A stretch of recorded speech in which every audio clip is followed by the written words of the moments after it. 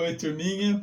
Hoje nós vamos pegar o nosso livro de História na página 70 e vamos dar uma continuidade à última aula. Hoje nós vamos falar sobre o futebol na sociedade, tá? Então vamos acompanhar a leitura.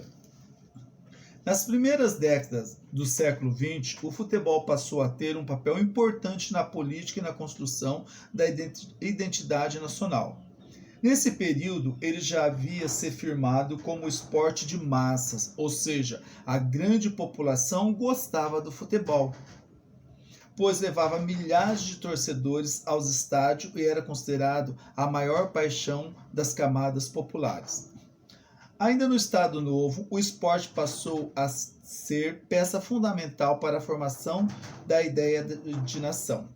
O interesse da população pelo futebol era um aliado essencial ao governo, que promovia nacionalismo por meio dele. Então, o que acontecia? Getúlio Vargas usava o futebol, né, para ter a nação, né, em seu favor, dizendo que tinha que valorizar o futebol, torcer pelo futebol. Então, valorizava muito a nação através do futebol. Então, ele utilizava o futebol.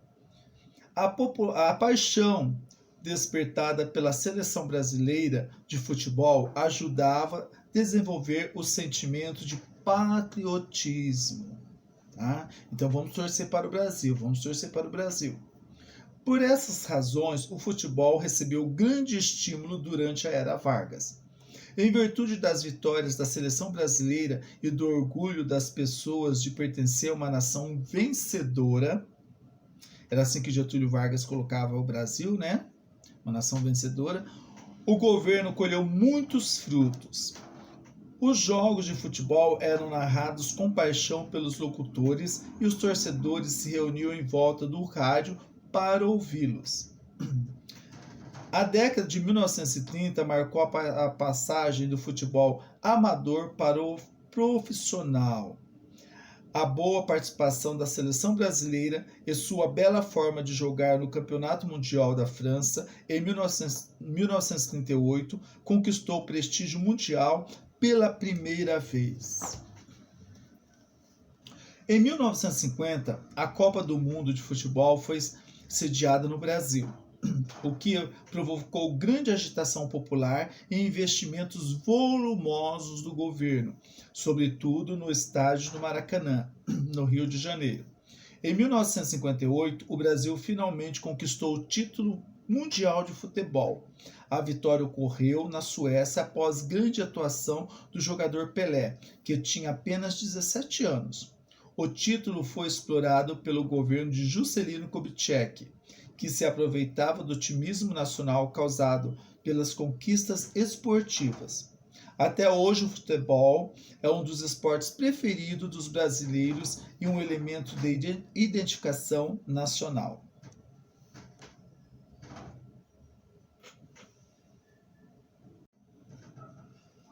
Turminha, vamos pegar na página 72. Juscelino Kubitschek de Oliveira, 1956-1961. No decorrer do mandato de Juscelino Kubitschek, também chamado de JK, o país foi marcado por acelerado desenvolvimento industrial. Juscelino criou o plano de metas, que estimulava o investimento em 5 setores: alimentação, educação, energia, transporte e indústria. Então ele tinha essa meta, né? Queria trabalhar nesses 5 setores, com destaque para os três últimos. Seu slogan era 50 anos de progresso em 5 anos de governo. Então, o que aconteceu? Antes de nós continuarmos a falar um pouquinho de Juscelino Kubitschek, eu coloquei a foto aqui de Getúlio Vargas e Juscelino Kubitschek, para nós entendermos como cada um pensava. Getúlio Vargas, ele acreditava no Brasil, que o Brasil o Brasil era um país rico, que o Brasil poderia crescer, poderia se desenvolver, tá?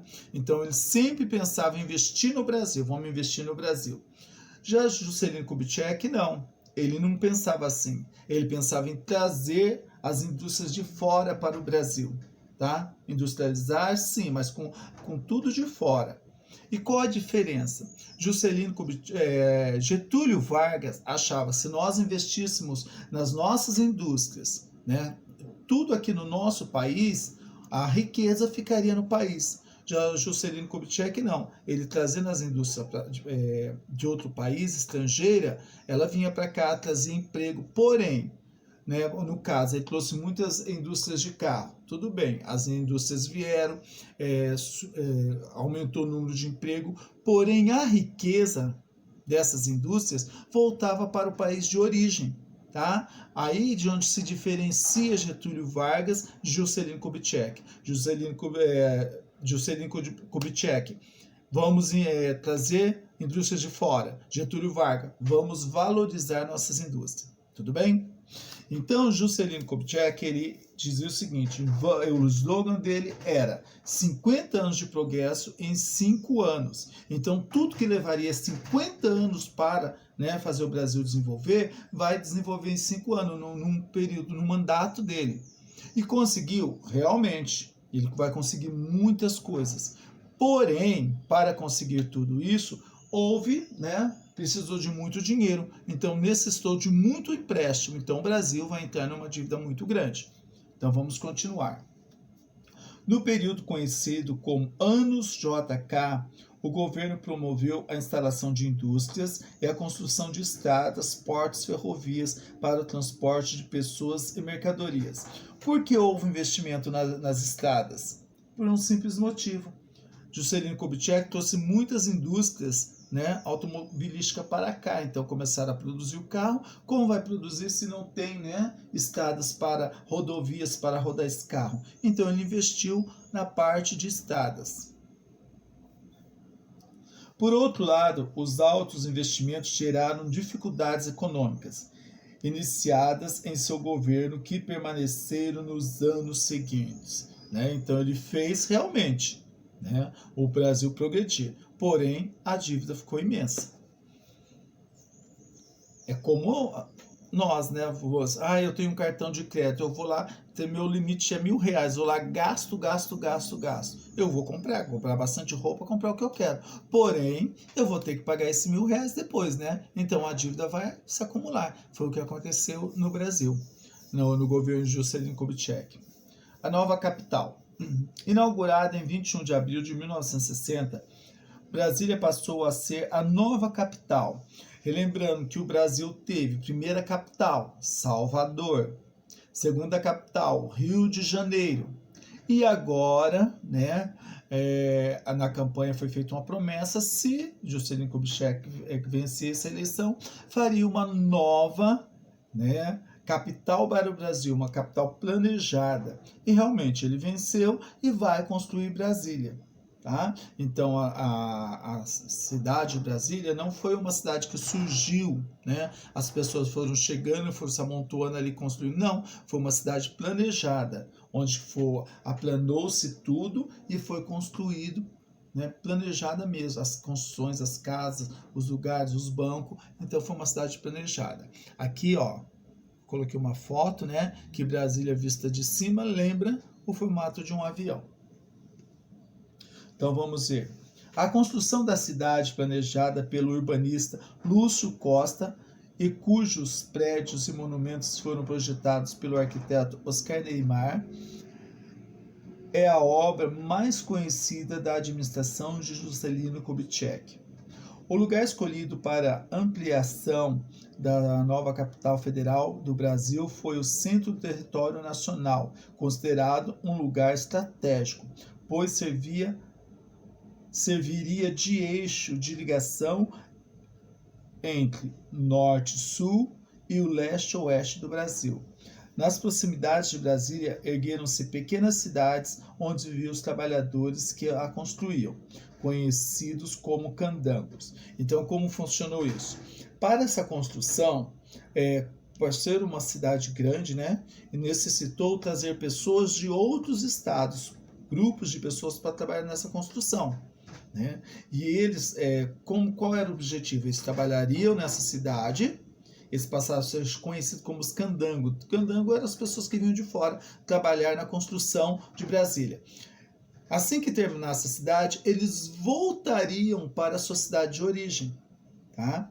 E isso era o plano inicial. Porém, não foi o que aconteceu.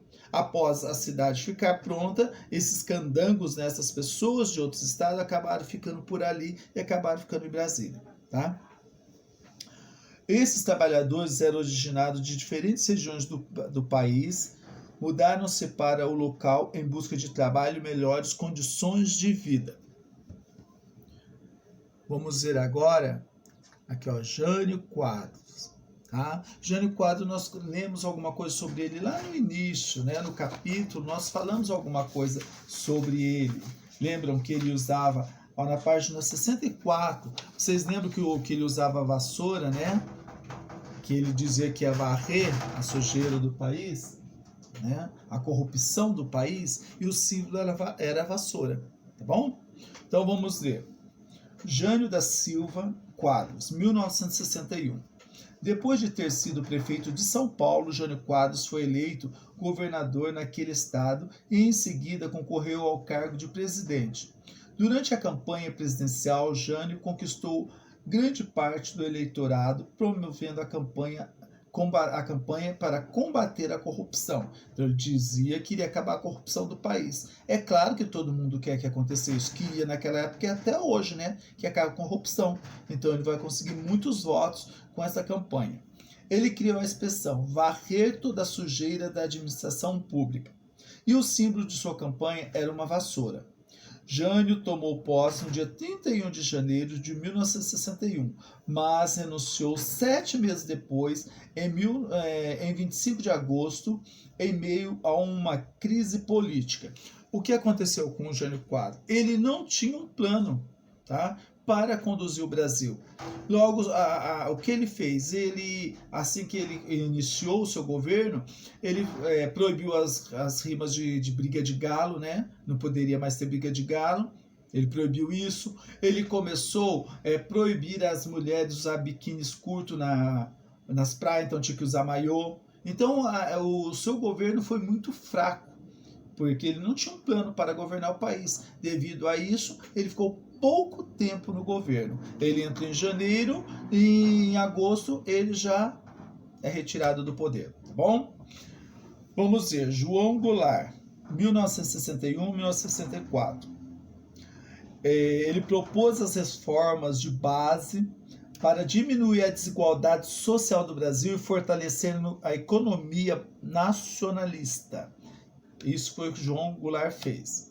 Com a renúncia de Jânio Quadros, seu vice João Goulart, acho que era chamado de Jango, né, o Jango, assume a presidência e deveria governar até janeiro de 1965. Deveria, porque não vai conseguir governar.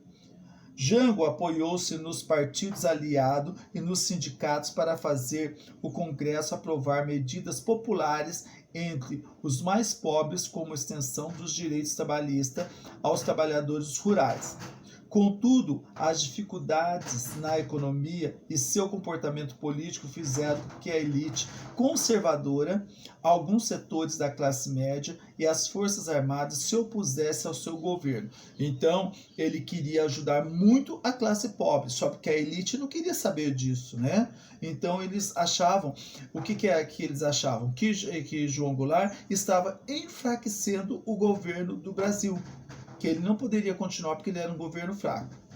Enfraquecido politicamente, Jango foi retirado do governo em 31 de março de 1964 por uma ação organizada pelas Forças Armadas, que instaurou uma ditadura no país. Com a saída de João Goulart, iniciou-se o período militar, que se estendeu de 1964 a 1985. Então, o Brasil começa, né, a sofrer, né, com o período militar. Né, os militares vão governar o país. Então, isso daí é o que nós iremos estudar nos próximos conteúdos.